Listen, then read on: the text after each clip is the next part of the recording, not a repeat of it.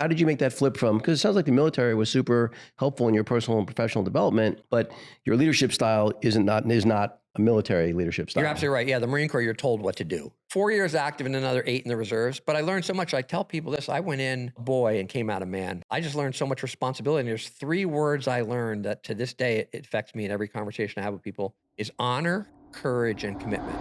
Imagine having direct access to someone who's navigated life's toughest terrains and come out stronger. Someone who's been there, done that, and can guide you with empathy, experience, and honesty. This isn't just advice. It's a lifeline, a strategy session, a chance to learn from my journey so you can accelerate yours. Without the ability to be self-aware and introspective, the ability for you to get to where you want to go, nearly impossible.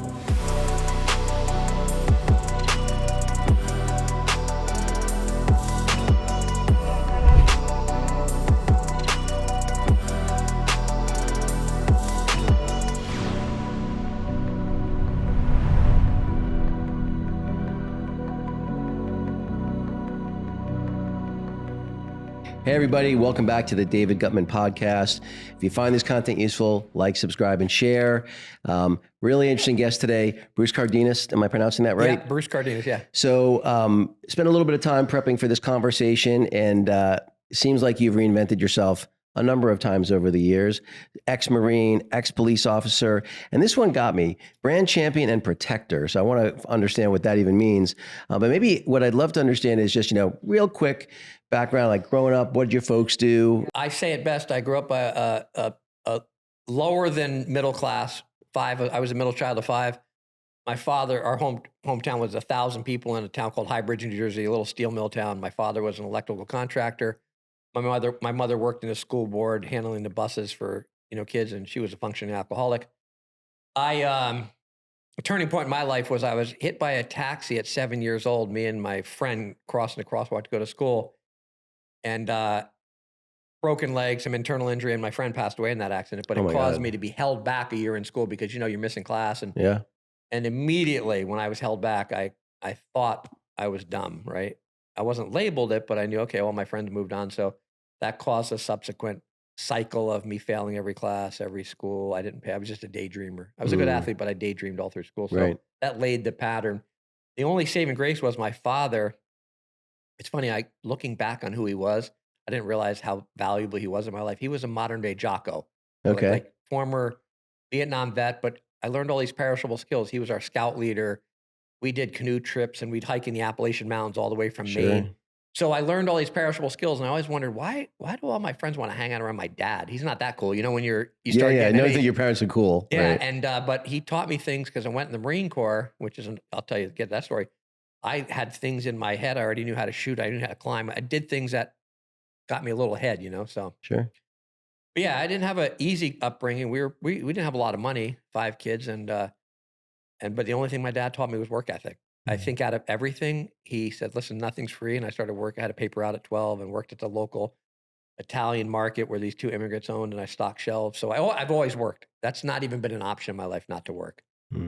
And the first, again. No, I was going to say, so you said you were a pretty good athlete growing up. What were the sports that you played? Did you have any coaches, that were really instrumental in your development? Yeah. I mean, certain people, like I got wrestling's big back east. I got involved with wrestling early. I was a Division I college wrestler. It's funny, not as early now. Like my little brother started wrestling at 5. I'm like, I don't think I had that opportunity at 5 Me neither. 7th grade was kind of the first real opportunity. But that laid the foundation, because now obviously BJJ, jiu-jitsu is the thing. But one thing I tell parents, and it's a determining factor, by the way. There's a survey all the branches of the military do.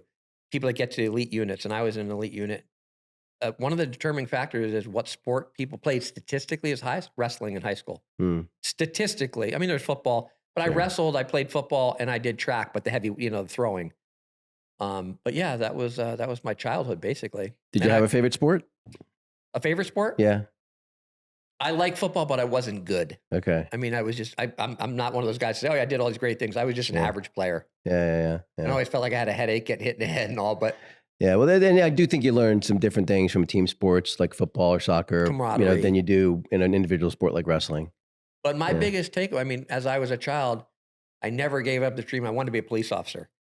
And I remember very clearly, High Bridge, New Jersey, they may have an 8-man department now. I think it was a 5-man department with the chief.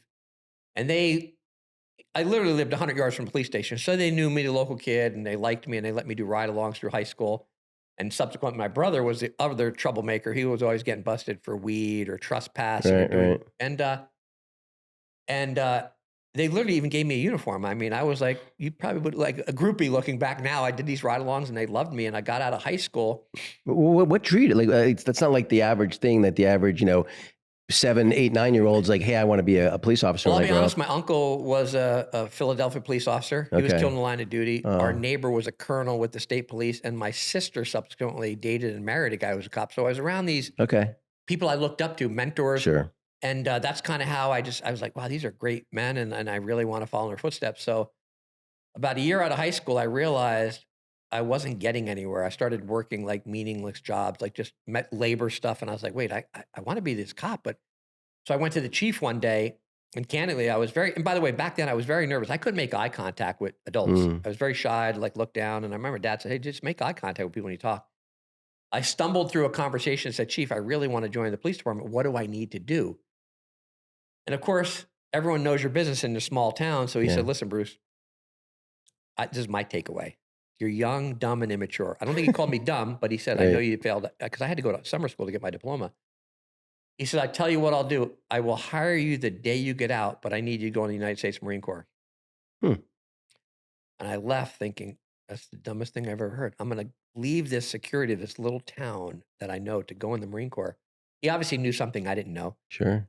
I went down to the A&A market that Albert and Arnold started, these Italian immigrants, and I knew Arnold was a former Marine, Vietnam vet, and I said, hey, the chief says, I need to go in the Marine Corps. He goes, absolutely. That's the only path you can take. He goes, you need to get out of this town. And I still was not convinced, because I'm like, I'm scared, right? You're a kid, right? Of course. You're like, what, 19? 19. Yeah. And I was still, we grew up very Catholic every Sunday. So I went to church one Sunday morning by myself. And I remember I waited till the end of service. And Father Hewing, I think his name was, and he said, Bruce, what do I owe the pleasure? Because my brothers and I, we would hightail out of the second. And he goes, I said, listen, I'm faced with this dilemma. And he said, yeah, you need to go in the Marine Corps. He goes, everyone's on the same page with you you. need to get out of this town, Bruce. He goes, but the good news is I already know things about you. He goes, you're a servant leader. He goes, everyone likes you in this town. You're a likable kid. He goes, but you're not coming back here. I said, no, I'm going to come back and be a cop. He goes, I promise you won't. He goes, you're going to discover some great things. So it was enough for me to grab my best friend, and we ended up in Paris Island. Well, so what about, sounds like your dad was a super hardworking guy. Yeah. What was your dad's opinion about you going into the Marine Corps? So on his side, he was Army. Everyone was Army. I knew no one. My uncles and they were all Army or Navy. And my dad said, do you know any Marines? I said, no. He goes, I haven't really heard much about Marines. Okay. And I got a little nervous because, Sure. they're kind of known as an elite, Right. But we went down and saw the recruiter, and I was sold within 2 minutes. Guy was, crisp, dressed blues. And, Yeah. And the only thing that was not misgiving, I remember, once again, I failed every test I ever took in my life. You had to take, it's called an ASVAB test, like a basic aptitude test. Right. And I don't know if you remember when you're in school, remember you do the ABCD like a Christmas tree? Yeah. I took the test that way. I don't think and I got done really quick, and my friend got done quick, except he was very smart. And the recruiter, I remember, looked at the test. He put like a template over it. Right. And he said, what do you want to do in the Marine Corps? I said, well, I want to be a military police officer, because I want to be a cop when I get out. Yeah. And he said, well, his words were he should have been a salesman on QVC. He said, let's not worry about the test right now. Let's just get you in boot camp. So in other words, you failed the test, but let's still get you in. My friend ended up getting a great job in aviation, so I was a grunt, but I didn't pass the test. I failed. Okay. But so I went in as a basic grunt. Right. And so how long were you in the Marine Corps for? 4 years active and another 8 in the reserves. But I learned so much. I tell people this. I went in a boy and came out a man. In boot camp alone, I lost 30 pounds. I just learned how to everything was regimented and controlled, and it's what I needed. Everything from making your bed. People say famously, make your bed every morning. Yeah. I just learned so much responsibility. And there's 3 words I learned that to this day, it affects me in every conversation I have with people, is honor, courage, and commitment. And I remember I figured, okay, I'm in the Marine Corps. I don't like, God, I'm not sure why am I here still. But I said, I'm going to do the best I can. I'm going to show up early, stay late at my unit. And one day my first sergeant called me and said, hey, Cardenas, I've been watching you. something about you. Why, you're here all the time. You show up early, because you have roll call per se at the Sure. flag in the morning, and some guy straggling, and I didn't drink, and he ended up putting me in for a temporary assigned duty, and I thought I was in trouble. I went down and saw this colonel, and that being like a privilege, I was assigned to this security detail, but because of me showing up early, Mm, staying late, being around, doing what I needed to do, so it proven. But one thing I took away from all that was that, the Marine Corps honor, courage, and commitment. And I mm. remember when I was talking to this colonel, I said, I fumbled through it because once again, here, the highest ranking person I've ever seen in my life. But I mentioned, hey, I have, an honor to be here. I have the courage to see it through the end, and I'm committed to do anything the Marine Corps needs. Mm, I probably stepped on my tongue 5 times saying that, but right. that was my message to him. So yeah. Well, so now, were they right? Did you ever go back to your town? Because I know you became a police officer, but did you go back to your hometown or did you go elsewhere? No, ironically, I met my kid's mom when I was in Japan, but she's American, but she was there in the Navy and I was there in the Marine Corps, and she was from here. So we came back here and had 2 young kids, and At what age did you have your kids? I was 25 and 26 or so, Okay. yeah, Okay. 27. Still pretty young. So I wanted to be a police officer. My mom was like, well, come back to High Bridge. I said, well, I'm Right. in California. And really what the turning point was, I had done a powerlifting meet when I was in the Marine Corps in Camp Pendleton down in San Mhm. Diego. And I wasn't going to go. We were assigned back east, and my training partner said, no, let's go. All right, I'll go. I'd never been to California, and I went to California. This is before I even had my, wife and kids come. Competed this powerlifting meet, and there was a career day on base. And this was back long before internet. Everything was paper applications. There was these trucking companies and IBM and police departments. And I said, wow, beautiful people, beautiful weather. And at the time, whatever it was, 50,000, I'm like, Yeah. I'll be rich. So I stayed, and I applied at like 10 different departments, and LAPD picked me up first. Nice. And so, and how long were you a police officer at the LAPD? So I did 12 years full time, but ironically enough, early on I realized that $50,000 was not a lot of money when you live in Right. California, you have kids, and a lot of police officer and firemen have a side hustle, if you will. And I met a guy who was a retired Beverly Hills police officer who had a security company, protection business. And we met on. I actually did a call for him, a burglary call, and he said, Bruce, you're a very likable guy. I have this business. Maybe you want to work at nights or weekends. And I started doing that. And after about a year, I was like, this is my calling. Like, Hmm. I'm a protector. I'm a servant leader. And I started my own business. And the reason I left being a cop full time was because I just couldn't manage it. It became bigger than I ever thought it would be. And I always remind myself I'm a dumb kid from New Jersey, and I was all of a sudden making like it was a multi-million-dollar business, and I'm Right. protecting some of the biggest names in the world. But it all goes back to customer service, relationships, and Hmm. so that's kind of how I carved out my niche. Now I'm still a reserve with the LA County Sheriffs. It's just more of like Sure. Now, did were you an actual officer or police officer for LA during any of the LA riots? oh yeah. So what was that I mean all of like? it. I mean I did my probation, which is your first year in Foothill Division, which is out in the valley. Right. I left Foothill Division, and the Rodney King incident happened. I worked with 3 of those guys. Wow. I got to Hollywood. There was the earthquake. Went through that. The LA riots for sure. I remember as clear as day. I was downtown, and I left the office, and I remember everyone was watching the news for the verdicts, Right. and I had to get on the road. I was going to go home, and I got home, and this is really weird when you think about it. I almost kind of get chills because we didn't have cell phones. Right. I have like I had a pager. Right. I got home, and for those of you who remember an answering machine, Yeah. I had the answering machine and said, "Hey, Cardenas, you need to come back to work. There's a little unrest going on in the city." And I turned on Right. the TV, and things were already going, and Sure. I didn't come home for 7 days. What? Yeah, because I went to the station and they said it Okay. was 12-hour shifts, and then we had a cot room, and then it became more than 12-hour shifts because it never ended. So Right. Wow. there's a period of it was probably 10 full days of like mayhem Sure. where you could literally, there was not a car on the road. If you weren't a cop or a fireman, there was no cars on the road. So, Right. Right. so we lived through that. Yeah. And then the OJ trial, I was part of that. Yeah. I remember that. Yeah. So we had some pretty historic times while I was a Now, cop. now, did you ever have to like draw your weapon? Did you ever have to, Yes. Yeah. It's interesting. I am a public relations cop first. I built relationships. I did some cool Okay. things with even gang members, but yeah, I was involved with 3 shootings total. Wow. Okay. One with a righteous murder suspect in Hollywood that was wanted for trying to kill a highway patrolman. And Mm. that was pretty like That was pretty crazy. Right. There was 5 of us involved with that. So now you have a private protection Yeah. company, right? Yep. Maybe talk about that journey because you brought it up a couple times. You've used the term servant leader. I'm actually finishing a book on servant leadership myself, so it's something near and dear to my heart. So I'd love to hear your thoughts about servant leadership and maybe how that played out through through your business. Yeah, I think because I didn't have a title for that servant leader when I was in the Marine Corps protecting other people. I Right. was just great being in the background, being behind the scenes, and I realized it was a certain high or euphoria for me to be like, hey, I'm keeping other people safe, and I'm not the front guy. I don't need to be in the glamour. And the same thing when I started doing protection, I realized I was very concerned with their safety, but in a very logical, methodical way. And I realized I'm happy serving other people, and I became a very like conscious protector. I wasn't overbearing. I fit in. And I think the reason I did so well because people would say to me, and I picked up artists like urban artists I'd have the managers would call me and say, Bruce, you did great on that video shoot. Can you come back again? And I'd be like, why? He goes, we fired everyone because they just wanted to hang out. Right.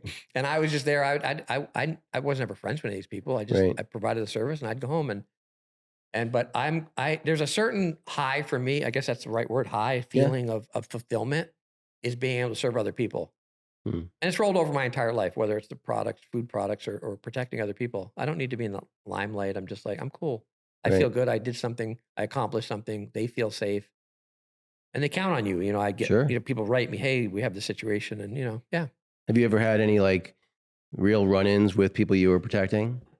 Yeah. There was occasionally, I mean, for sure. There's people that have shown up, obviously because of social media. Now it's even more magnified. Right. People, I say, You have to be careful about posting where you're going to be or where you all are. that, but not only that, Yeah. people live vicariously. They see, oh my God, I want to be with him or her because I see that lifestyle, and they fantasize. And Right.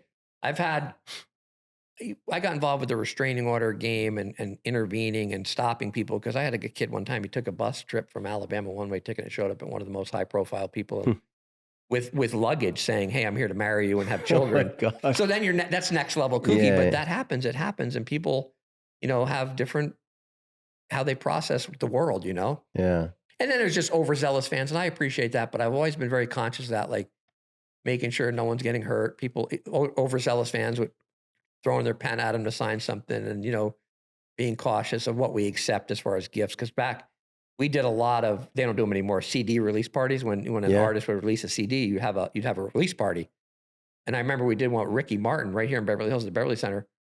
We weren't sure how many people were going to show. We thought maybe 500, 5,000 people showed up, and it became mayhem. But my point is, it was a lot of great times, but a lot of learnings that people are over the top when they're obsessed with an artist or an actor. So I'm thinking like, Kevin Costner, Whitney Houston in The Bodyguard, So I will tell you this, I'll have to find a picture and send it to you.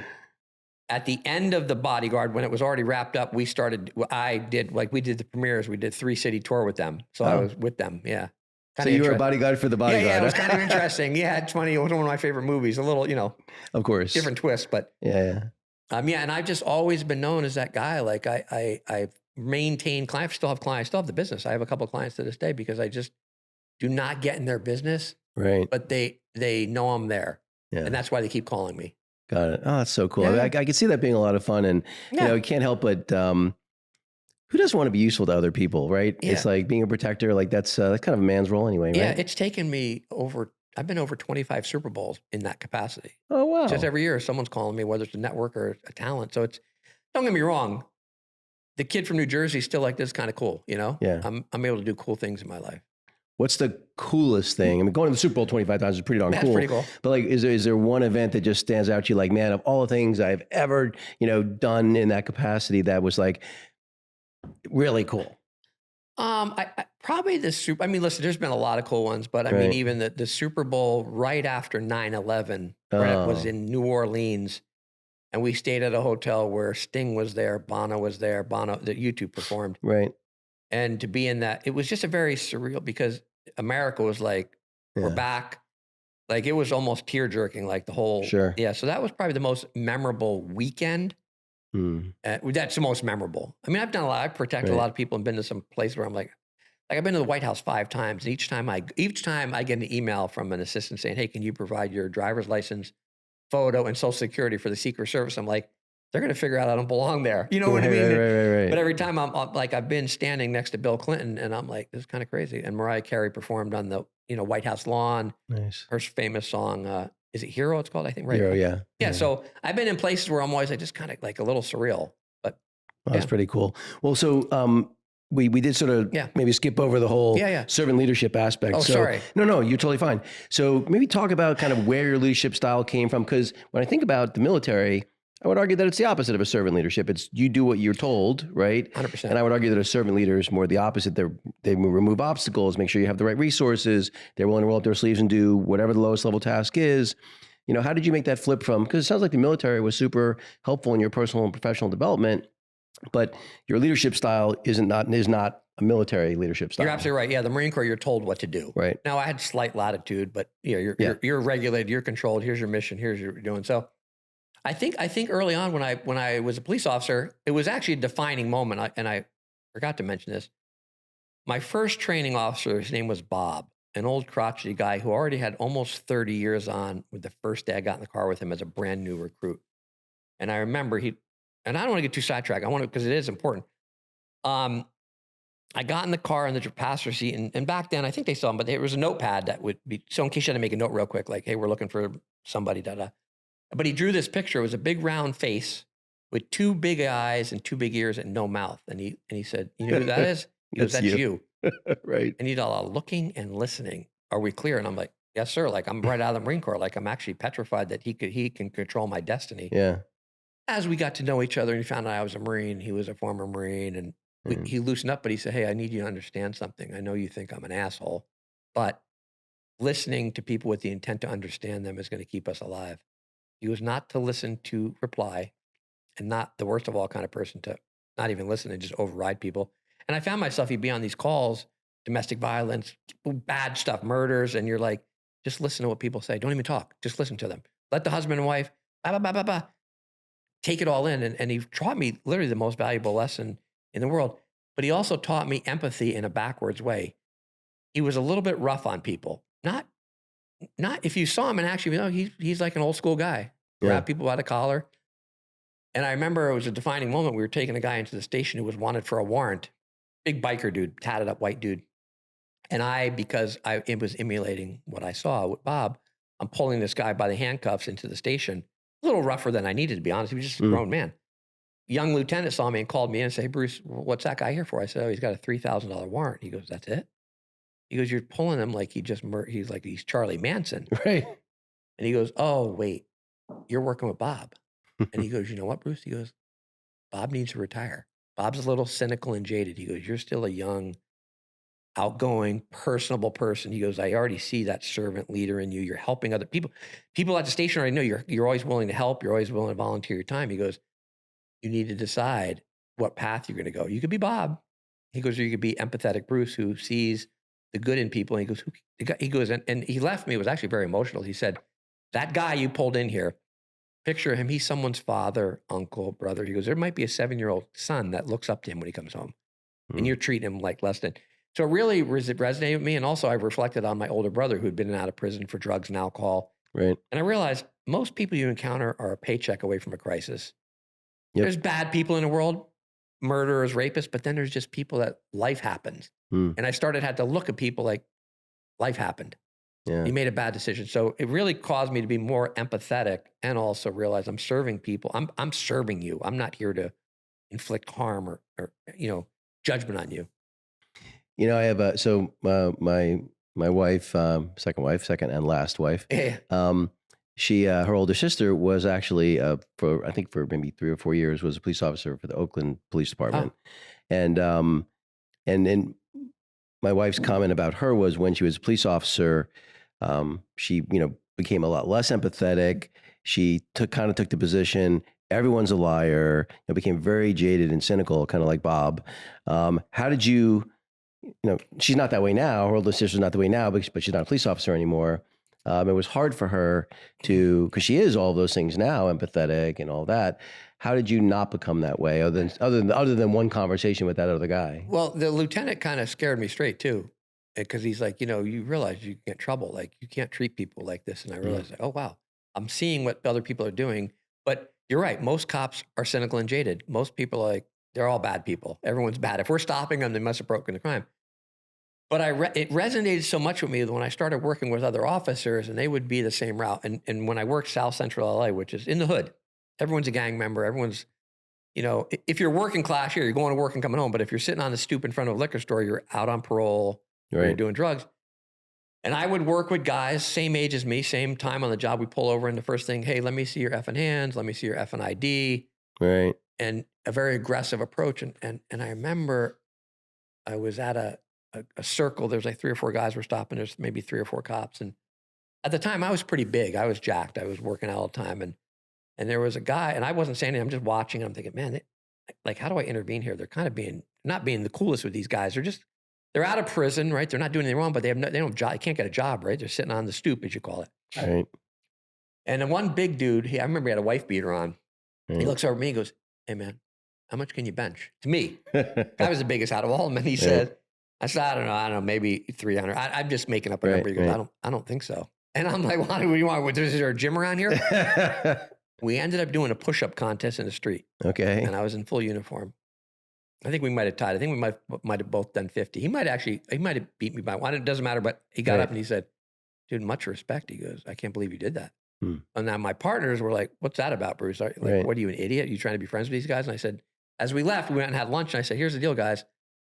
And it resonates with me if you ever saw the movie Training Day with Denzel Washington. I said, at the end, they all wanted to kill him, right? Because he was never nice to the guys in the hood. Yeah. I said, I'll tell you this. If we ever have a problem in this area, they're not going to mess with me. They'll be like, he was always respectful. I never say F to them. I never shut your mouth. Yeah. And it became my reputation. Like I'd see these guys. We didn't have lunch together, but they'd wave to me. And it started working with my partners because I said, why do we need to be an asshole to these people? Yeah. They're trying to get by just like all of us. So it's something I really can't, I wish I could pinpoint how and why it happened to me. Maybe the conversation with Lieutenant.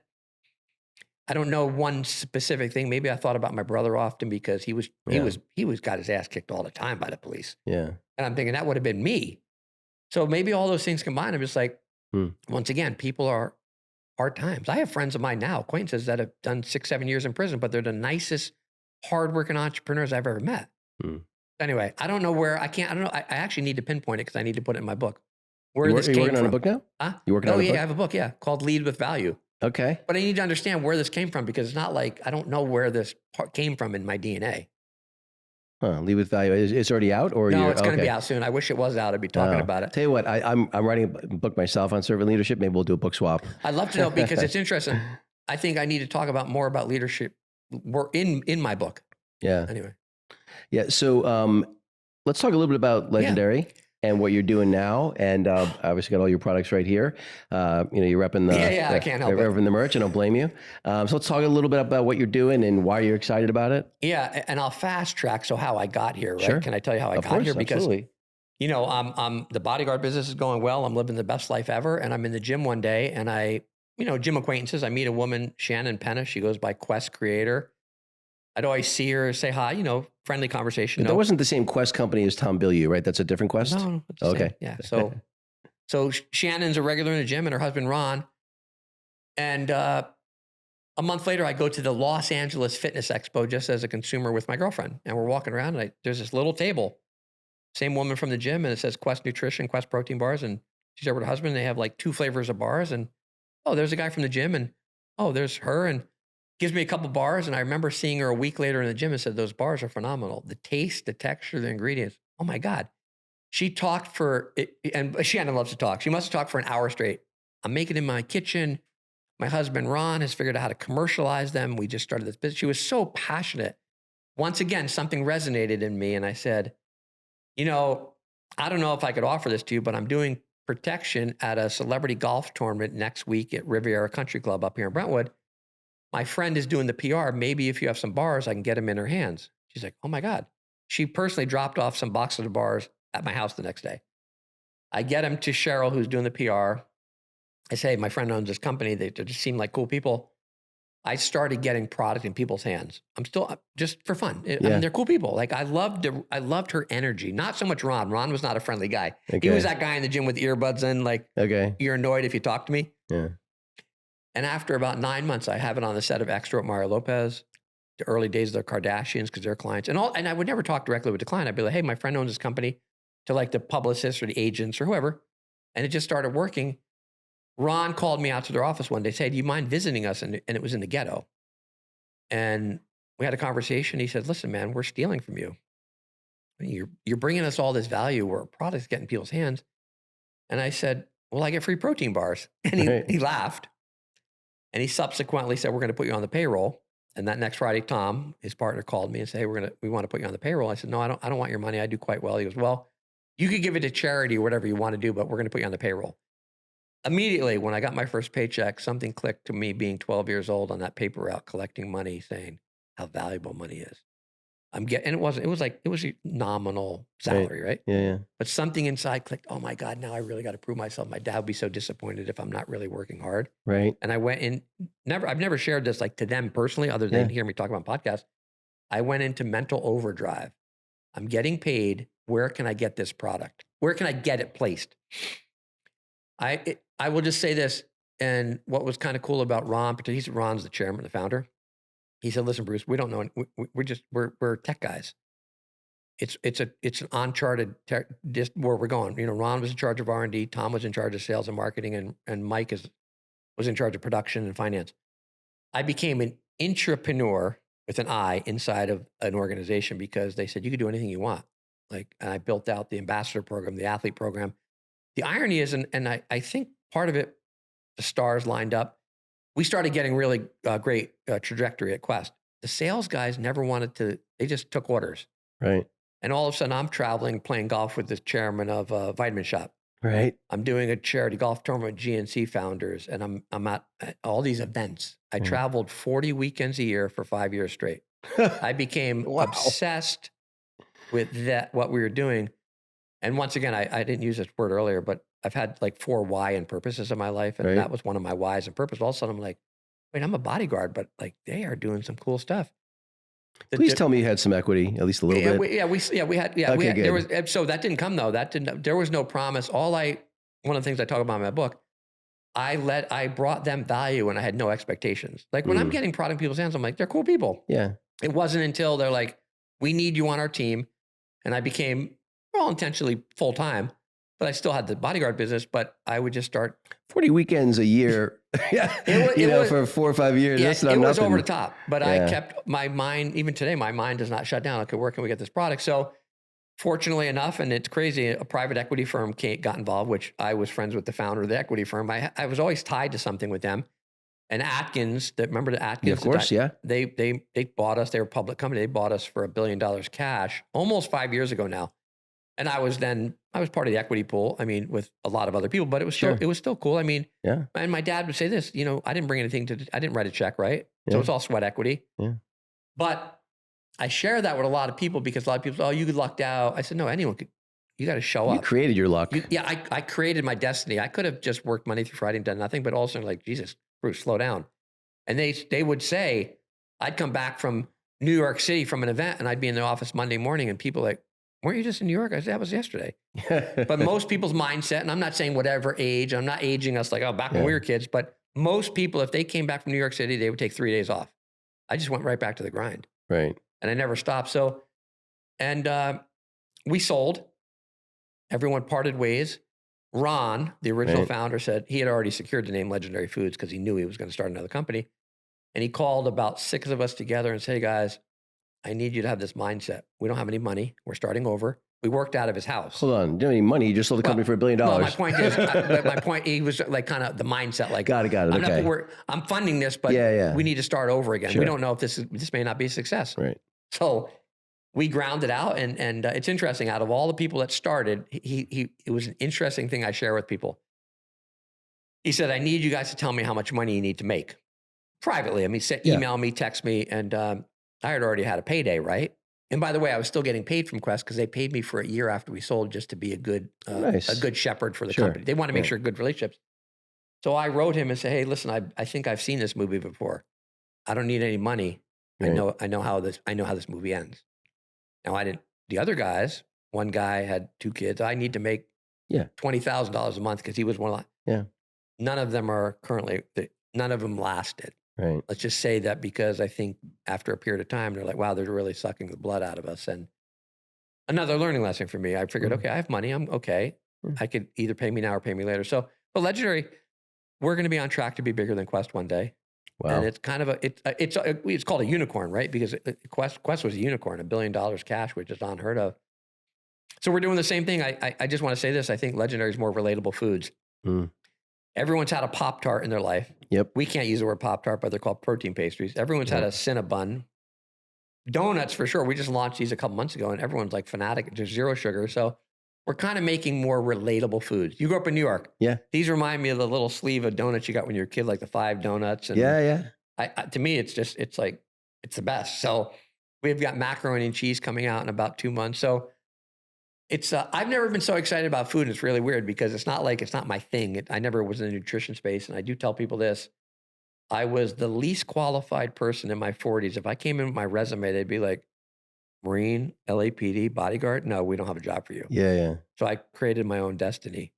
So, but anyway, go on. So only because I came across Tom Bilyeu when he launched Impact Theory, and I would say if there's two people who I've sort of emulated my style from, it's probably Tom Bilyeu and Joe Rogan, because I think they're both super curious. Like what I've noticed is like if Tom's interviewing someone and they've written 3 books, he's literally read all 3 books. He doesn't have an assistant do it. And he's asking really smart, insightful, deep questions as opposed to just sort of the surface bullshit. Is he as nice a guy as he seems? Or we can edit this part out. How much is going to be edited? So here's Tom was initially my boss. He was in charge of sales and marketing. He was phenomenal the first 3 years. At some point, he decided, I use these where he wanted to become famous. And we started a show called Inside Quest, which was inside. And we started doing some really dumb marketing things at Quest. And I say this because I say brand should stay consistent. And brand consistency is far more important than brand creativity. And at Quest, we got to a certain threshold of money where I think people started thinking, I'll give an example. We created a music video to launch a flavor of a bar. That was under Tom's umbrella. Right. We did a virtual reality booth at an expo, which reduced the number of people that we experienced because they had to put on these goggles and all this nonsense. We had billboards, we did food trucks, and looking back, all of it was just a waste of time and money because if we just stuck with what getting food in people's hands, as simple as that, boring as that sounds. So part of it is we lost sight of what we were doing. And so it was great, but Tom left 3 years before we sold, actually. He departed and started a show. Oh, okay. And so did a lot of other people depart because we had a separating of the team per se where, hey, we need to keep getting product in people's hands. And then people are like, no, but let's do music videos and Super Bowl ads.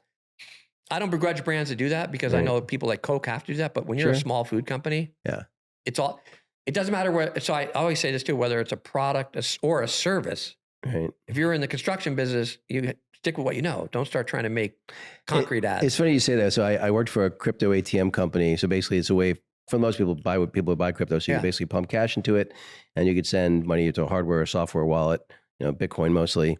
And we were big, like, when I left, we were doing 150 million in revenue. I think we were the largest by volume in the world and the 3rd largest by number of locations.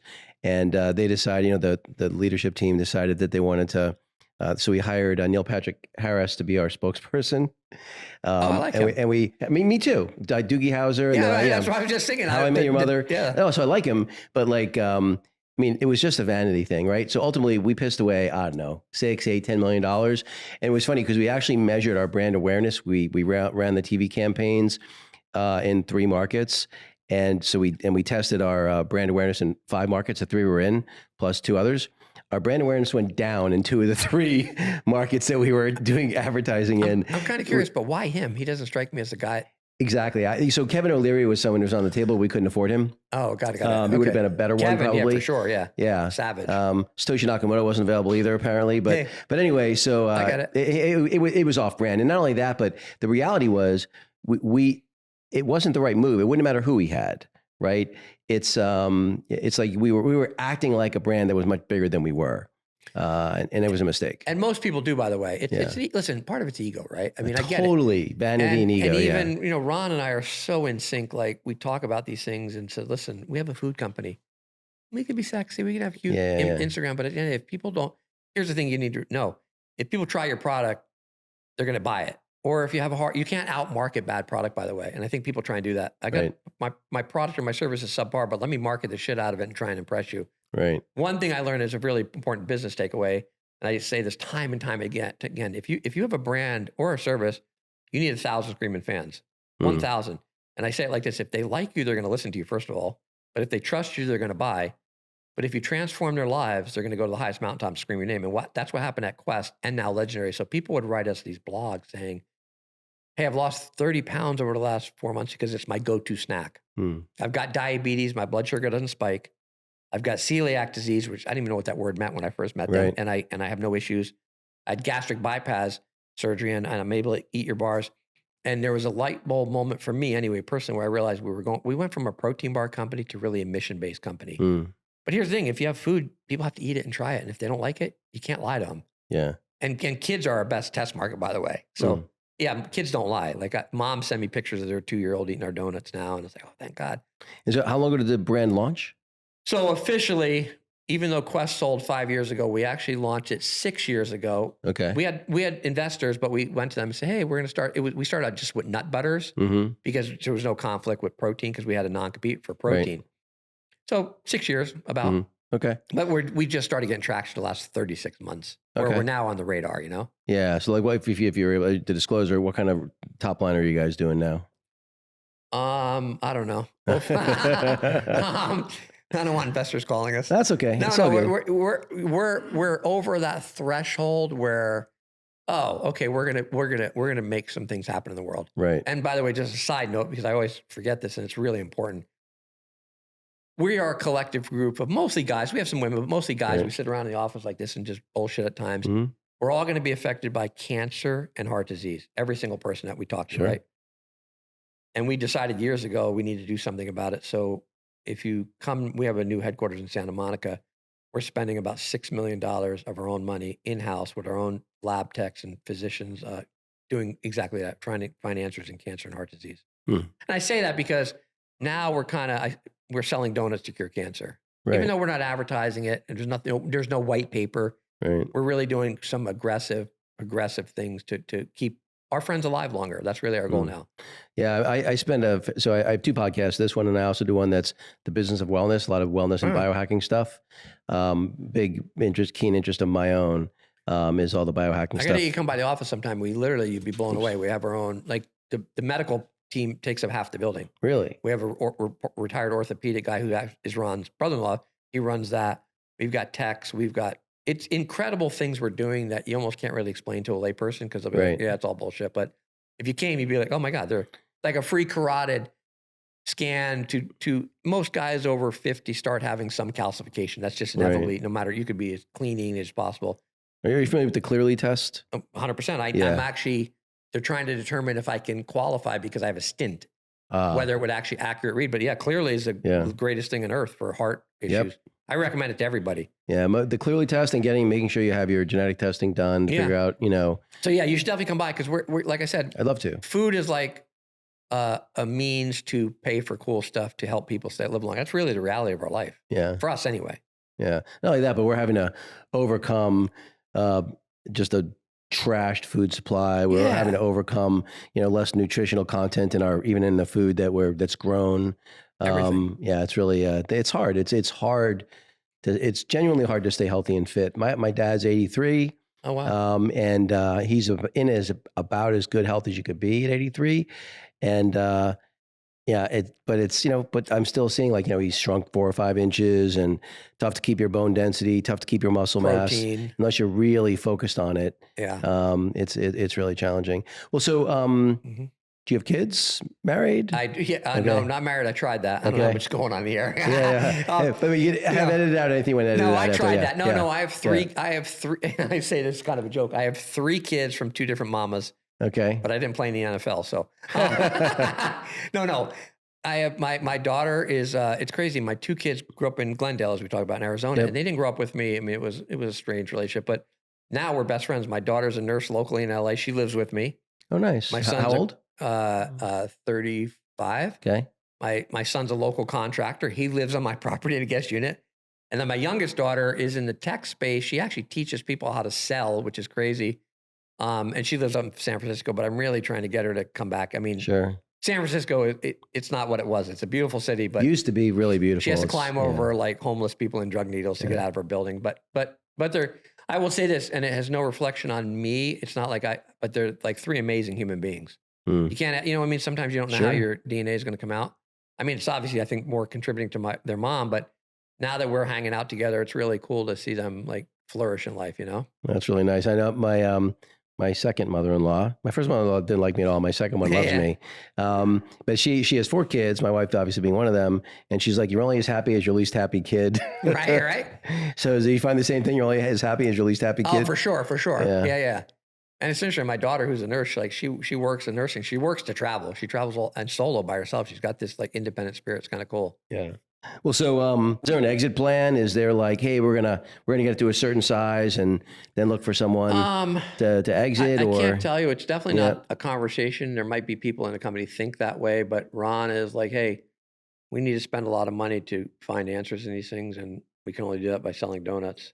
Right. I mean, as simple as that. I mean, it'd be kind of cool. Like where him and I are attached. Like I'm hooked on the wagon. Like if we do another food company, I'd be part of it. Whether it's a metal company, I'd be part of it, because mine is really not about the product. It's the relationships that I build. Right. And I always say this early on, thank God we're not selling canned corn, because I have no desire to sell canned corn, but it's been cool things, right? Yeah. And even now with the cancer, I'm very comfortable talking about it, because my dad died of colon cancer at 60 years old, sadly. But so I reflect on my brother died of brain cancer, and I think, okay, how many people I know that have been affected. So I feel like I want to be part of that, giving back if we could keep more people alive, so. Yeah. So maybe talk a little bit about, your journey, if you don't mind, your journey as a father.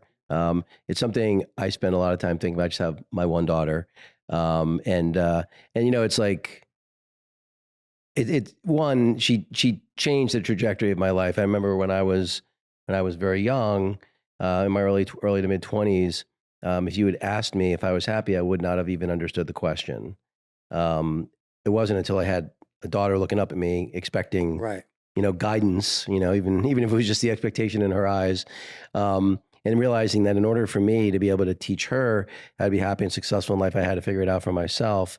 What's your journey been like as a dad? It sounds like maybe, and by way of background, I got divorced when my daughter was 1. So I've been involved in her life, obviously, the whole time, but it wasn't always an easy journey, to say the least. Maybe talk a little bit about your journey, if you don't mind. Yeah, for sure. And I'm pretty transparent about it. I wouldn't say I was a stellar father for the first period of time, because, they lived in Arizona, and I was a cop, and I think I always found reasons why we couldn't make it. She got married and it was like a Brady Bunch. She had his own kid. So the weekends became months. And so I'm not proud of that, but I feel like I made up for it as the kids were older and we connected more and had more things to relatable to talk about and stuff. At what age were you able to kind of reconnect and really sort of enhance that relationship with them? Teenage. Well, okay. Yeah. And even when my son, actually, it was a really guilt trip for me, honestly. I remember my son called me one time. I don't think I've ever talked about this in public. He was getting ready to be deployed to Iraq. And he called me. He did 2 tours of combat, and he said, "Hey, did I ever do anything to you? Did I ever do anything that you never wanted to see me?" And that really bothered me. Like he was like, "Hey, I'm going to combat, so I don't want to cry on this." But so it made me feel really horrible about the time I did not spend with them. So I had a mildly similar situation.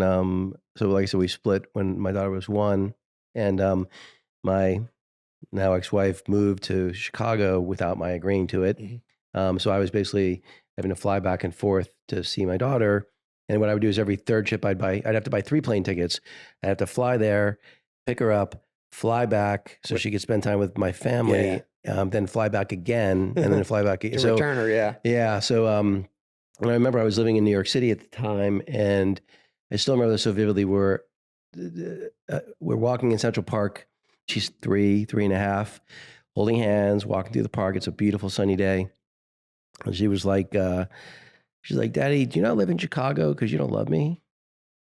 It just crazy, right? broke my heart. And I remember I told everyone I knew the next day, because I'd actually just been given a really killer job offer to become president of a company I'd done some consulting work for. Huge piece of equity in the company, great salary, bonus structure, everything. I just finished negotiating it. And I went back to Marvin and told him that I changed my mind, that I was going to have to move to Chicago. And I told everyone I knew. I got lucky. The guy who was the interim CFO of the company I was at the time, he had a brother that ran a venture capital firm in Chicago. They had just made an investment in an internet company. I went to go work for that company. That was an 8-figure exit. The same CEO, he had a second company that was a 9-figure exit. So it ended up being a blessing in disguise. But yeah, that was totally turned my life upside down. And sometimes your child will say something to you and it just stops you in your tracks. And you're like, for sure. Those days are hard. Yeah. So I think fast forward, I've had some redemption. I mean, they're pretty tight with me now, and yeah. Well, I think they say, the journey most kids go on is first they idolize, then they demonize, then they humanize. Exactly. I just talked about that the other day, and I think we all go through that, right? Yeah. It's funny, as an adult, I wish my dad, I wish I had more time with my dad, because he saw some of my success, but that's crazy. Like, I would call him often about stuff once I was an adult, Yeah. But when I was a teenager, I'm like, he's not that cool. Yeah. It's funny. Honestly, I'm somewhere between the demonize and humanize phase with my daughter at the moment. But that's the journey. Look, at the end of the day, I feel like as a parent, my daughter's the only person I feel that I owe something to. I chose to bring her into the world. Therefore, my job is to make sure she can be happy and successful in life. It'd be nice if she liked me. It'd be nice if she appreciated me. Those aren't requirements. Those are more nice to haves as opposed to have to haves. For sure. So, how old's your daughter? 25. Oh yeah, they're beyond all that nonsense. Then. Yeah. It's I got an email. And they come back to the nest. Yeah. Well, it's funny. I have so when my daughter was 5, we were in a Chuck E. Cheese. We both got temporary tattoos on our biceps, right? I have an adorable picture of it somewhere. Anyway, she was like, I was like, oh, I said, you think when you're older, you'll ever get a tattoo? And she's like, no, Daddy, you should never get a tattoo. I said, why do you say that? She's like, well, my favorite color used to be pink, but now it's purple. So if I got a tattoo and it was pink, I'd be sad. I was like, that's pretty smart. Okay. 5-year-old version. Yeah. But anyway, so we both had a conversation that she was never going to get a tattoo. I would never get a tattoo. So when my daughter was graduating from high school, I actually got this idea from my wife, because her sister had given her a boomerang. And the whole idea of boomerang, when you throw a boomerang, it comes back. Yeah. So I had a boomerang necklace made for her when she graduated from high school. And then the other thing I did was I had the one and only tattoo I'll ever get. So I have a tattoo right here in the crease, and it has my daughter's name in it, but it's in reverse. So you can only read it when you're looking in the mirror. Oh wow. So basically, I gave the necklace, and I also showed her a picture of the tattoo. Like, you can always come home to me. Cool. And anyway, so being a parent is so she live on her own, or? Yeah, she just moved from Denver to Austin recently. I like Austin. Really, and Austin's she went to CU Boulder, so that's why she was in Denver. But Austin's a much better fit for her. So I think we're definitely happy that she's found a place she's happier in. So I love it. But, well, hey, Bruce, I can't thank you enough. That I really want to, where can people find you? Where can they find Legendary? Where can is it in the stores? Where can they get this stuff? Like I could say it's everywhere. Target, Walmart, GNC Vitamin Shop, Amazon. It's literally everywhere. It's crazy because people send me pictures of some random gas stations across the country. I'm like, I never heard of that place.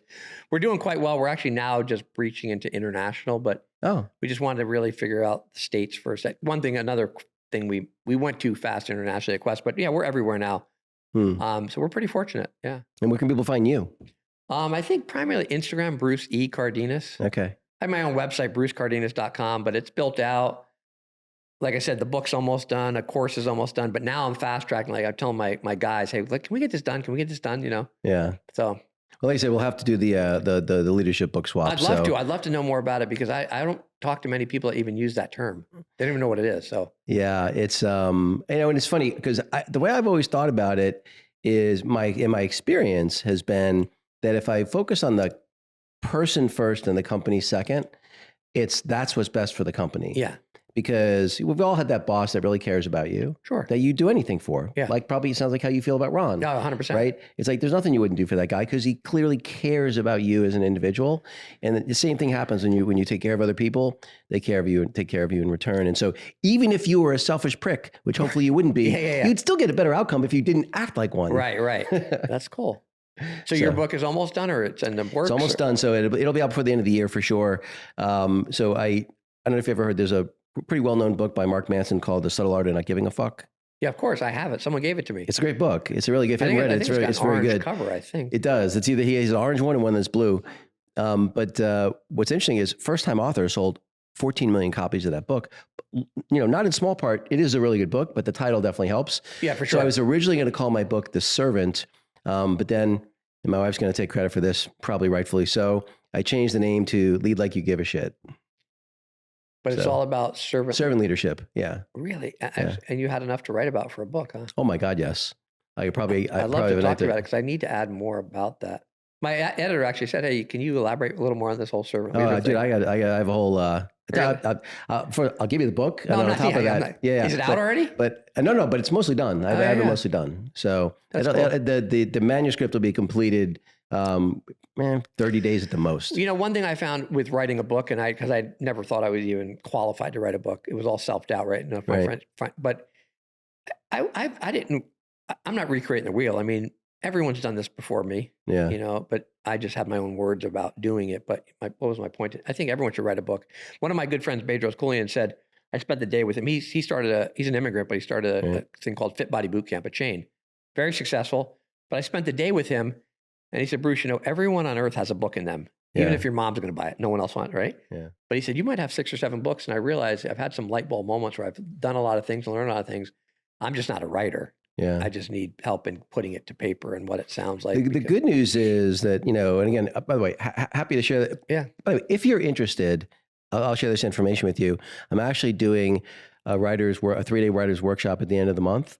I think there's only going to be a dozen people. I think they have like 1 or 2 spots open if you wanted. But part of the reason I'm going is the guy who's running it's published 7 books. He's also a pretty well-known, professional speaker. And so it's like, these are the kinds of things that just help because I really want to get guidance, not necessarily on finishing the book, but on how to market the book too. And, and all that kind of things. So where's that taking place? It's in Denver. It's going to be in Denver. Okay, yeah. So I'll share it with you if you're interested. If you'd like to, I'll come out. Yeah. I'll bring the donuts. Yeah. There you go. One thing, crazy. If we're running out of time, just tell me. We're good. Yeah. I figured out somewhere along this journey when I'm doing this food thing, I'm going to all these events and I don't remember who, but someone invited me to a mastermind, which I was like, what's a mastermind? Yeah. Sounds like a lot of smart people. And I went, it was my first experience. Tony Robbins' team was obsessed with Quest bars. Okay. His wife's, someone in his family, and I went and met with them, not Tony, but the team. And they said, hey, we love Quest bars. Can you provide product? We're going to be in LA I said, yeah. And he goes, and you can come as our VIP. I'm like, what's that mean? Right. I'm sitting in the front row at a Tony Robbins event and I'm and I'm like front row, which is, That's whatever. amazing. But everyone's got a Quest bar on their seat. And I had a light bulb moment. I go, these are our people. Yeah. So then now I do add my any of these people that are talking, Tim Grover's, I'm like, hey, can I bring product? And they're like, yeah, bring product. I provide product. And next thing I'm backstage with these. So it's kind of worked out. I've met some cool people and it's also the right kind of people. There are people that are thinking much further than your average bear, right? And they're doing cool things in life. Dude, you're an outside the box thinker, which I love. There's I just figured, it's a cool crowd. Not enough of that going around. Bruce, thanks again for your time. Thank you very much.